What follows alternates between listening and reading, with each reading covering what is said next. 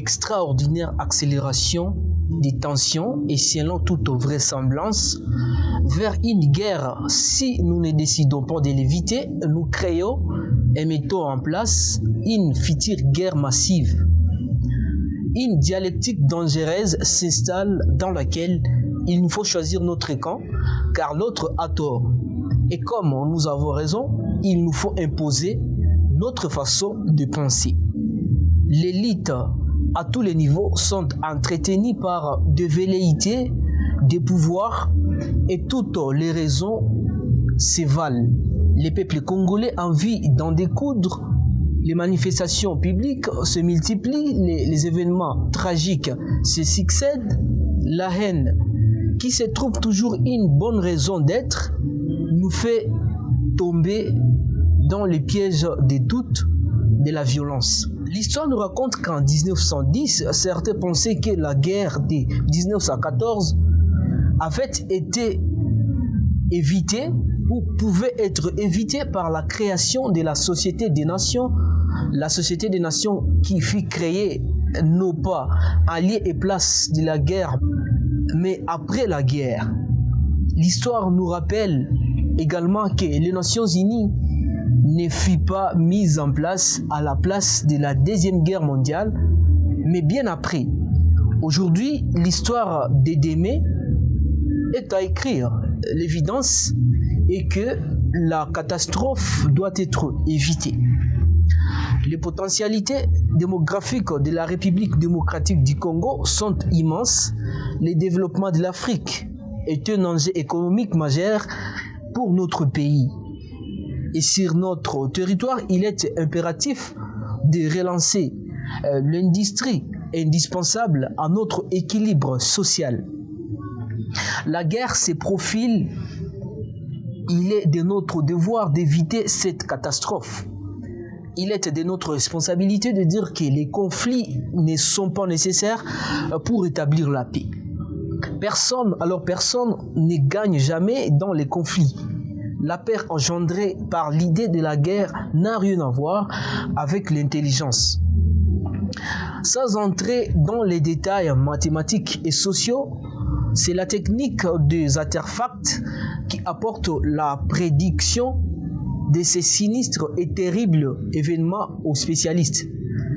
Les principes de prédiction de notre avenir, même s'il y a danger, il reste une condition nécessaire, mais pas suffisante à notre liberté, même si les spécialistes se trompent, même s'ils ne savent plus traiter les informations qui arrivent.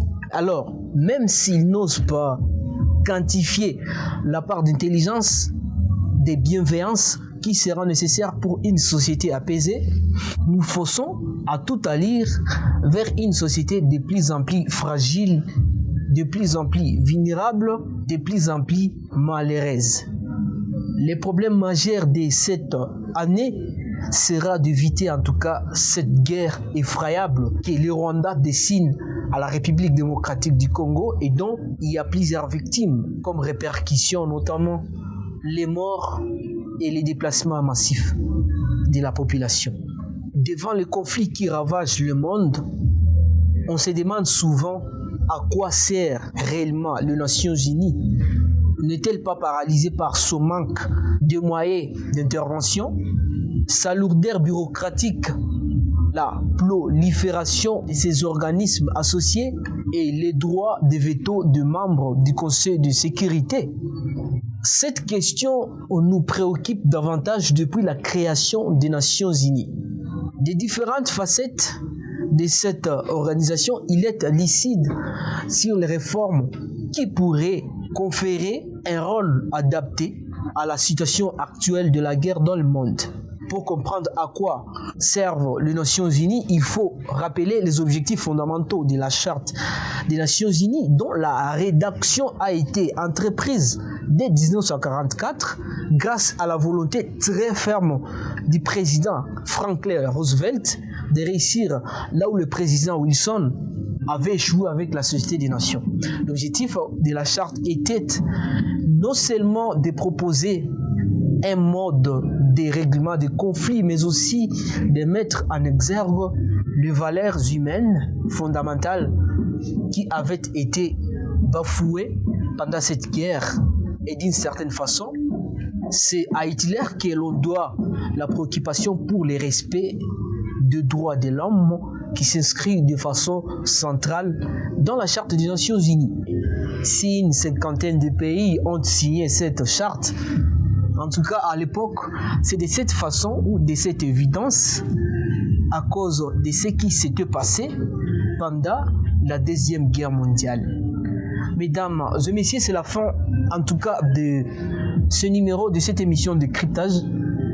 Je vous retrouve très prochainement pour un nouveau numéro où on parlera aussi toujours des objectifs des Nations Unies, du rôle des Nations Unies dans le monde pour essayer un peu d'éteindre les faits qui se ravagent partout dans le monde, notamment en République démocratique du Congo.